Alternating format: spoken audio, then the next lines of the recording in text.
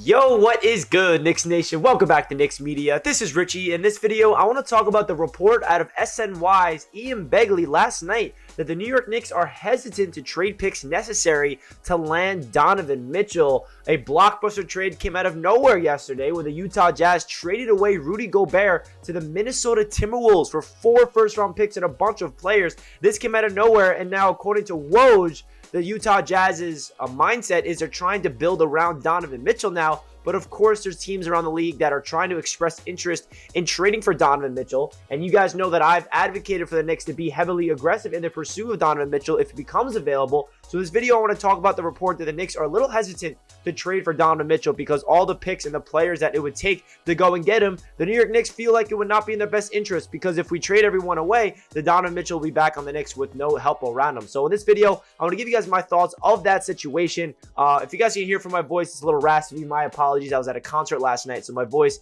is definitely lost just a little bit, but that doesn't matter because we're going to be talking about Donovan Mitchell and everything regarding the New York Knicks in this video. Before I hop into it, I just want to mention, if you guys are new to Knicks Media, make sure you hit that subscribe button. Road to 10,000 subscribers is underway. I greatly appreciate all the support here on Knicks Media. If you guys enjoyed the video, please do not forget to hit that thumbs up button. And if you want to check me out over on Instagram and Twitter, that is at NYKnicks_media. And of course, please do not forget to comment down below your thoughts of the report and of your stance on the New York Knicks' pursuit of Donovan Mitchell in the trade market if he becomes available. Would you prefer the New York Knicks to go all in and trade all their assets and young players to get him? Or do you rather them stay the course, build with the young talent that we have, hold on to the draft picks for another star, or just build through the draft? I'd love to hear what you guys have to say down below in the comments. So let's get right into the article. I already read the header of the article. It basically says, according to sources, Knicks have been hesitant to trade picks necessary to land Donovan Mitchell type player. Utah traded Rudy Gobert to Timberwolves on Thursday. So basically, if you want to get into the nitty gritty of this article, I'll leave it down below in the description if you want to read it. But all in all, it's basically talking about that the Knicks feel like the asking price for Donovan Mitchell is going to be really high. And yes, we do have the assets in order to get him. But we just saw what the Utah Jazz traded Rudy Gobert for. They got 4 first-round picks, 3 of them being unprotected from the Minnesota Timberwolves. So you can only imagine what the asking price is going to be for Donovan Mitchell. Now, we know that the New York Knicks have been setting themselves up to be able to be aggressive for a star if it becomes available in the trade market. So this is kind of interesting that we hear that the Knicks are not interested in the guy in Donovan Mitchell, where we feel like, okay, the Knicks trade out of pick 11 in this year's draft to get 3 future first-round picks. They're stockpiling their assets because it feels like they're just waiting for that star to become available. So it is interesting to hear that, okay, there is potentially a star available in Donovan Mitchell, and they're not interested because of the asking price from the Utah Jazz. Now, it does make sense because in this article, Ian Begley says that the Knicks are a little hesitant because they feel like their roster is not built to the point where if we trade away, hypothetically, 4 or 5 first-round picks on top of a guy like our young talent, like maybe Emmanuel quickly has to be involved, and Obi or Randall, or maybe the Utah Jazz want RJ Barrett, which I think is absolutely not going to happen. If you want to trade for Donovan Mitchell, you cannot include RJ Barrett, because it's true. You don't want to trade away your young talent just to bring in a star and then he has no one here. You want to pair up Donovan Mitchell with RJ Barrett. You want to pair up Donovan Mitchell with the young talent that we have on the roster. But the reality is, when a superstar or potential superstar in Donovan Mitchell is on the market like a lot of teams are expecting, then the asking price is going to be ridiculous. So the big question is, should the New York Knicks blow up the young core that they have? Should they sacrifice all the assets that they have right now to go and get him? That's the big question. It seems like they're not willing to do that. We saw what the Knicks have done so far in the offseason. They checked in on DeJounte Murray for the San Antonio Spurs, but then at the end of this article, it actually sounds like Murray wanted to go to the Hawks no matter what. He wanted to play with Trae Young. He didn't want to go to any other team but the Atlanta Hawks. If it was either the Hawks or staying with the Spurs. So that tells you about that. The Knicks expressed interest, but they did not get the deal done. According to Ian Begley, that's in the article if you guys want to read it for yourself down below in the description. But it is interesting to hear what the Knicks' philosophy is with all the assets that they've been acquiring, without all these, the trades that they've been doing.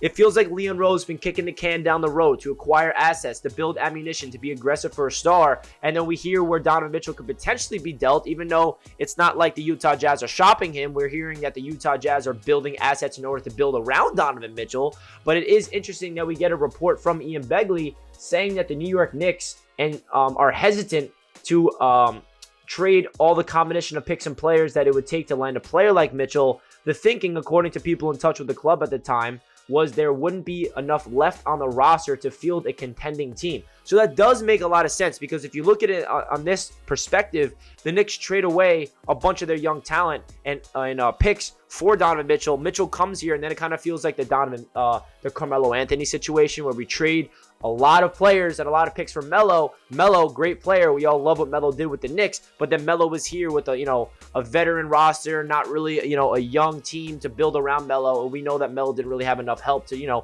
compete year in and year out. So the Knicks it feels like are just trying to play conservative, hold on to these picks, don't be reactive, because if you look at what the Timberwolves had to give up for Rudy Gobert, and I think that Rudy Gobert is a really good player in this league. He's one of the best defenders, rim protectors, and he just signed a big extension, and that came out of nowhere. Him and Karl Anthony Towns in the same team is kind of interesting to me. But 4 first-round picks and 3 unprotected picks, that can only make you wonder what Donovan Mitchell's asking price is going to be by the Utah Jazz. So my biggest question of what is the Knicks front office's plan? I thought that they're going out there, they're going to get Jalen Brunson, which they did. They went out there and they got Isaiah Hartenstein to be a backup center, which they did. I like those moves, but it doesn't move me in terms of okay, now this Knicks team is ready to make that next step.